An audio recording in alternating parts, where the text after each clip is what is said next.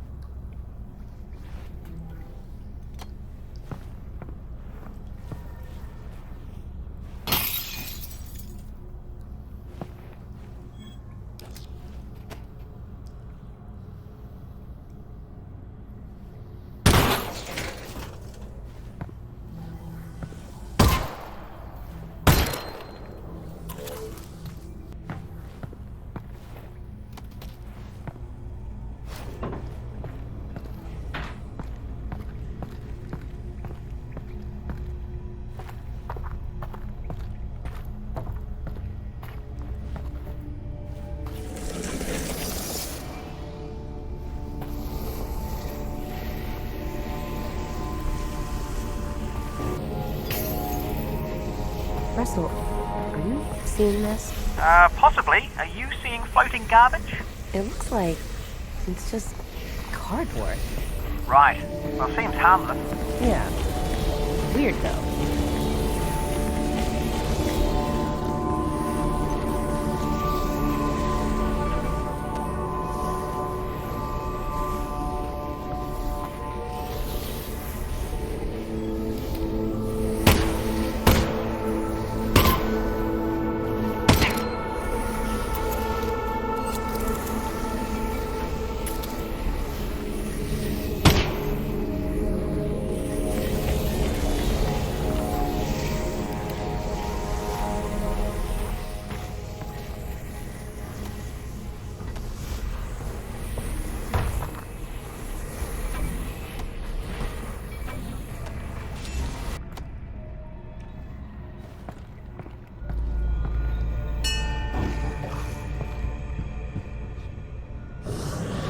Oh.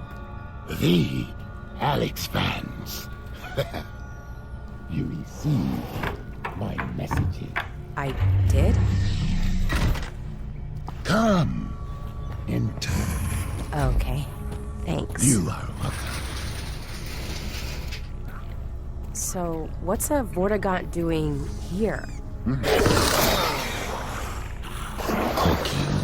Right, but I mean in general. I have a brain injury. Oh, I'm sorry to... My brain is injured. That's terrible, Oh. and I hope... Look, I'm actually pretty busy looking for my father. The Eli Vance. Vance. Yes.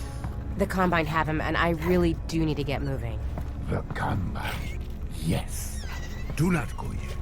I must show you something. Look, I appreciate... This way. I can't stick around, It is important. I know, I'm sure it is. The Alyx Vance must go this way anyway. Okay. For as long as we've been making choreographed scenes like this one, we've found that there are two types of players. Those who become engrossed with the characters, and those who tinker with everything around them, paying little attention to the scene's action. To make these environments entertaining for the tinkerers, we usually add objects for them to find and play with. Since this scene is split into two rooms, we were able to add a large number of interactions to this first room for players to discover after the Vortigaunt has moved to the second room. Some interactive objects are pure physically driven toys, like the dangling headcrab corpses and the hanging pans. Others are animations triggered by the player's actions, like the way the caged headcrabs react to the player approaching or shooting them. One type of object on the table is a squeezable headcrab heart, which is a remnant from an older version. I would help. I really would, but the Alyx Vance is honestly very busy saving her dad. You will not save him. He is dead. What? Or he will be. Is or will be? It is a matter of perspective. But Alyx Vance alone cannot prevent his fate. Look, thank you for everything, but I really have to go. And I'm sorry, but I really don't have time for riddles. No riddles. The Combine drilled here. I am severed from the Vortessence. I am alone in my head. I'm sorry. Look, if I can, if I run across your friends, I will see what I can do. You have saved my kid. I haven't. Then you will.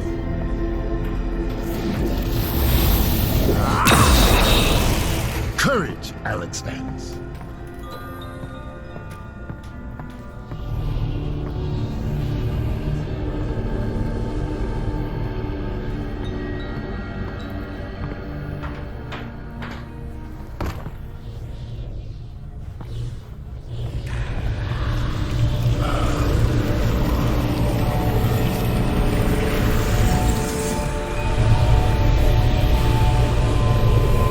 I will help the Alyx Vance. Look to the Northern Star Why? for guidance. Okay, thanks. Are you done helping? I am not. Here. Sustenance. I'll eat it later. Thanks for the help. You will be welcome.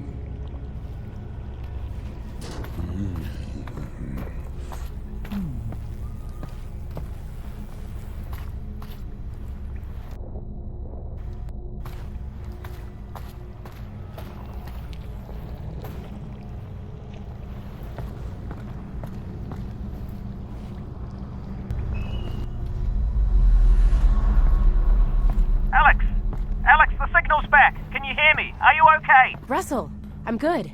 How's Dad? They've got him on the train. He's on the move. You've got to find Fairview Junction before they get there. I'm working on it.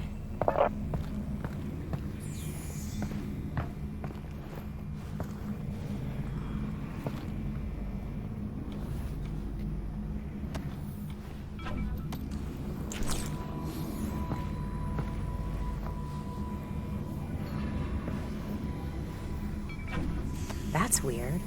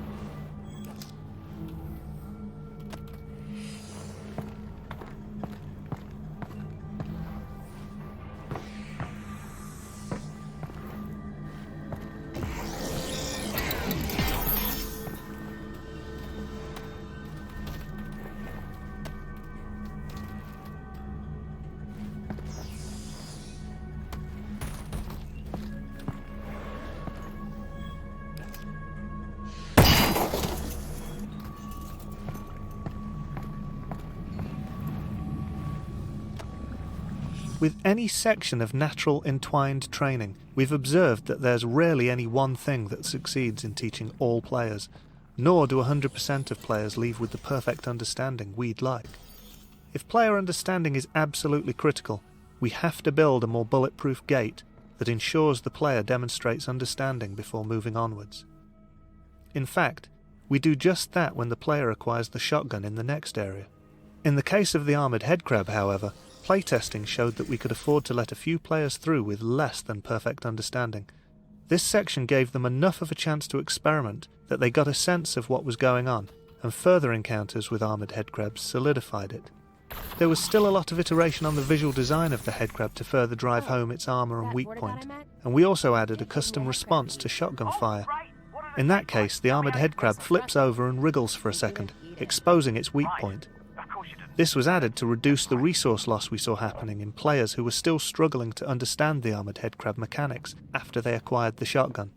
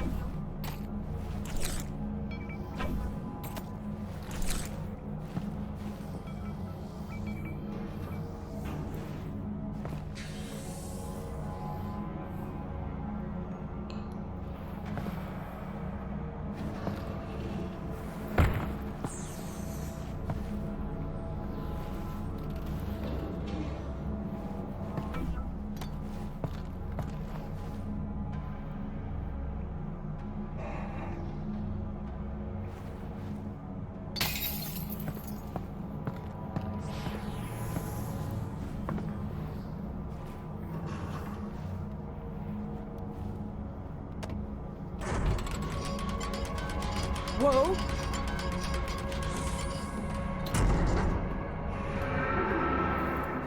Do you hear that? Yeah. Let's get this shotgun and get out of here.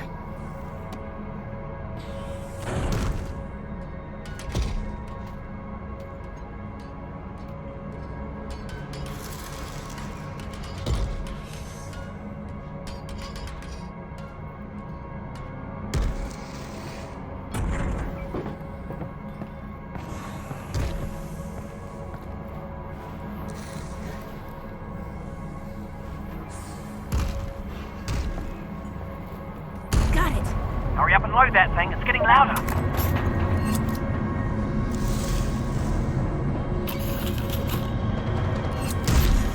Last 4 shots.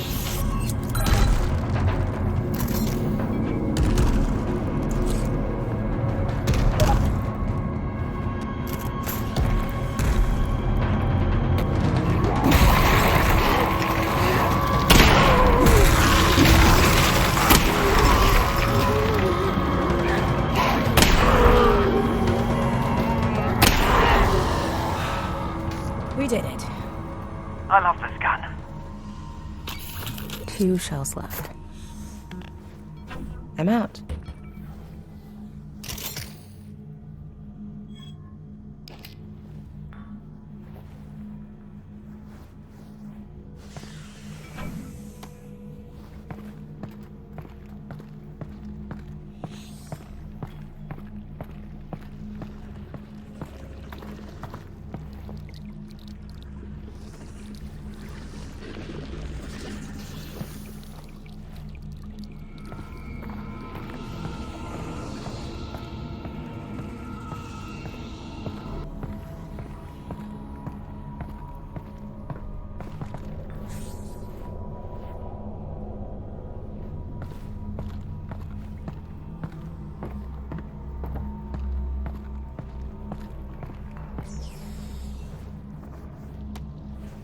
The visual design of the shotgun included a number of challenges. Shotguns in games are generally powerful, and we communicate that power with bulk. As a result, they're big and held in 2 hands. But our experiments with 2-handed VR weaponry didn't reach a level we were satisfied with. When holding a 2-handed object in real life, the object itself provides a physical connection between the 2 hands, and that constraint allows players to stop thinking about it consciously in addition to providing physical feedback. In VR, without that connection or feedback, we found that players had to keep maintaining their own internal sense of how they were holding their two-handed weapon, or they dripped their hands into positions that were hard for us to reconcile. As a result, our two-handed weapons required players to play along more than we liked. Since one of our core goals with Half Life Alyx was to allow players to fully immerse themselves by ceasing to think about what they were doing in real life, we decided to focus on single-handed weapons, including the shotgun.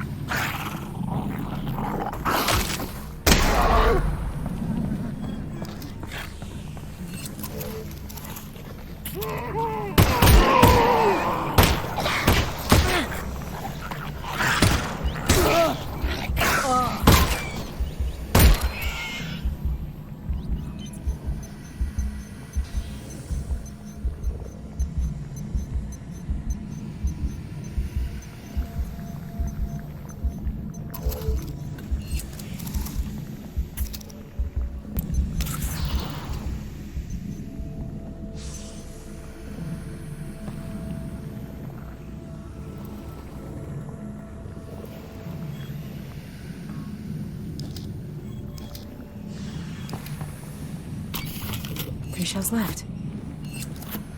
I'm out of shells.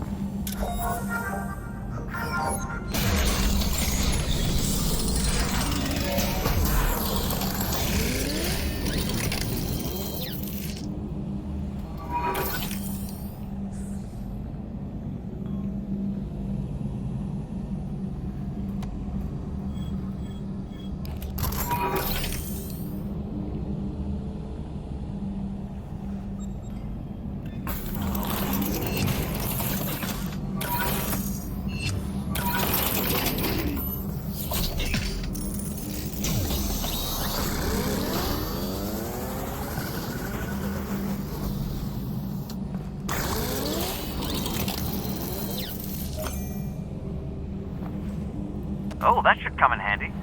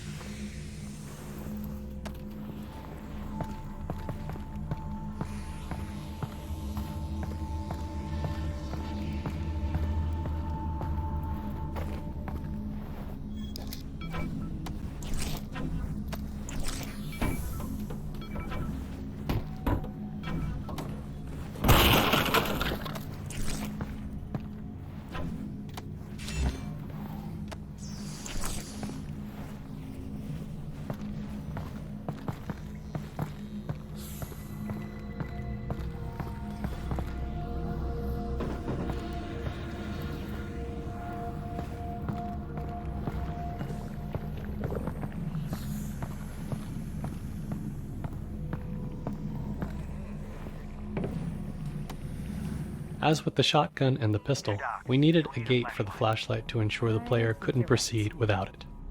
We tried a number of designs around the moment where the player collected the flashlight, but they all ended up being about the player picking up an object, and not specific to that object being a flashlight. Given that the flashlight's primary function is to provide light, we felt the gate needed to be an area of darkness. We also really wanted the player to be excited to get the flashlight, and that meant they had to experience darkness before collecting the flashlight. This turned out to be an interesting challenge because we already had many poorly lit areas prior to this, and now we needed an area that was so dark that players would correctly interpret it as a gate. Our initial implementation was simply to ensure there were no lights within the hallway. Unfortunately, playtesting immediately showed that wasn't enough. Some VR headsets have extremely low black levels, and on those headsets, enough light bounced in from this lit area to enable players to move forward. In addition, our low ground fog provided just enough contrast in the dark hallway for players to make out the scene and stumble through it. Even once we removed fog and bounce light in this area, we saw yet other ways that players tried to move forward. Some players would fire their pistol repeatedly, using the muzzle flash as a strobing light source. Others would use the teleport targeting UI to probe the room, because at that point in the project, it had a small light source attached to it. In the end, we disabled muzzle flashes inside the hallway, and the teleport UI lost its light. The final step was the addition of some dialogue from Alyx, commenting on the darkness and her need for a light source. This was aimed at solving a perceptual problem. Up until now, our game has taught players that their goal is to continue moving forward. And any time that forward progress is blocked, it's because there's something in the local area that needs solving. Given that structure, it's entirely rational for players to do everything they can to find some way to see in the darkness ahead. Alyx's dialogue is aimed at telling the player that the game has recognized their attempts to move forward here, but the solution lies elsewhere. Subsequent playtesting showed us that this dialogue, coupled with the brightly lit area containing zombies off to the right, helped tug players past the darkness entrance and on towards the flashlight.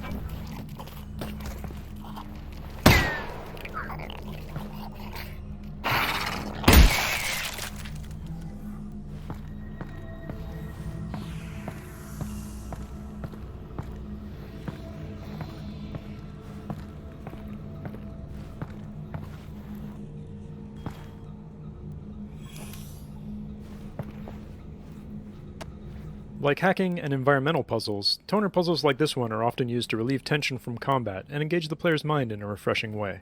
This puzzle introduces a new junction type, which has 2 inputs and 2 outputs, as well as branching circuits. Functionally, it's just a simple airlock. Only one of the main combine gates can be powered on at a time, with an additional wrinkle that the smaller side gate on the return path must be powered down separately. In addition to providing a break between hectic combat encounters, this puzzle is a gameplay mechanic refresher, since it's been some time since the player has seen a toner puzzle, and the next ones start to ramp up in complexity.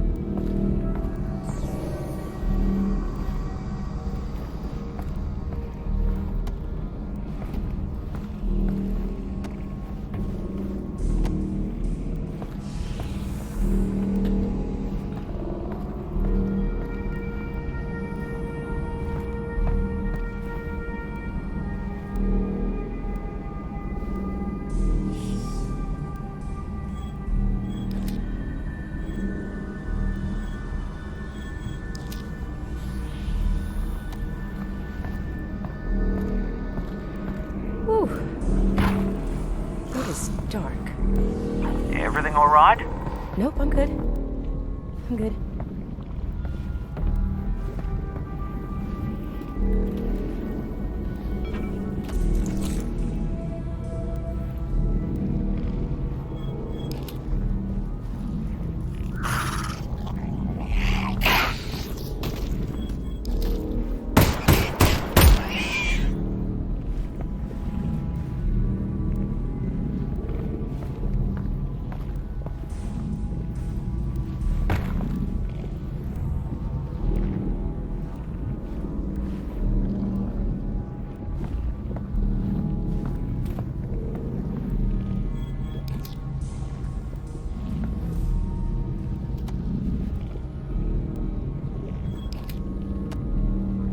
Oh, thank God.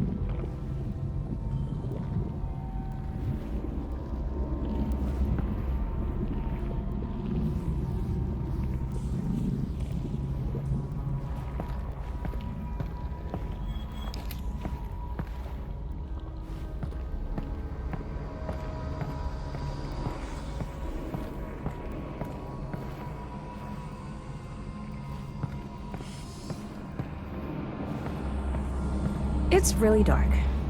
Russ, Yeah? can you just talk About what? about anything? Literally anything. Well, I think that given our situation, your irrational fear of the dark is actually quite appropriate. You know, I can give you easily 100 reasons to be terrified. Okay, that was my fault. I'll be more specific next time.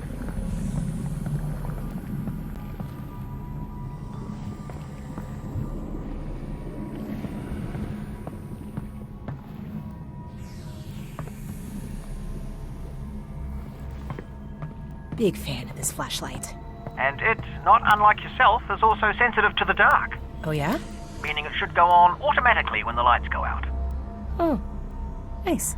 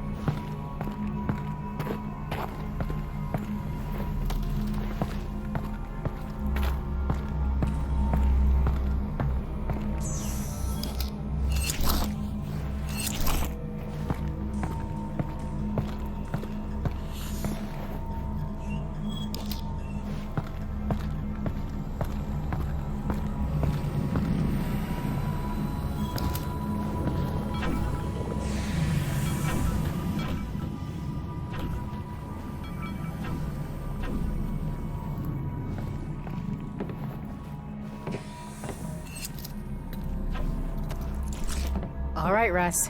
Really need you to talk again. Absolutely. Be specific. Before. What was life like before the Combine? Ah, excellent. Alex, have you ever heard of a club sandwich? Nope, not once. Right. To make a club sandwich, you need to start with bread. Not from a bread line, from a bakery across the street. Baked that day, okay? You add tomatoes, lettuce, not vegetable paste, fresh. Then you add bacon. That's from an animal we used to call the pig. You toast the bread, and you put all that inside it. You guys had all that? That's insane. It is, and I'm not done. Then you add a second sandwich on top of the first one. You put ham in it, also from a pig, and turkey from an animal we used to call the turkey, and more tomato, more lettuce, and a bunch of other things I'm forgetting. It was 6 inches tall and weighed a pound, and had a dozen ingredients from 5 different continents. It was the most impossible food item you could imagine in any age before ours. Wow. I know, right? That is... wow. Thanks, Russ. You're welcome, Alex.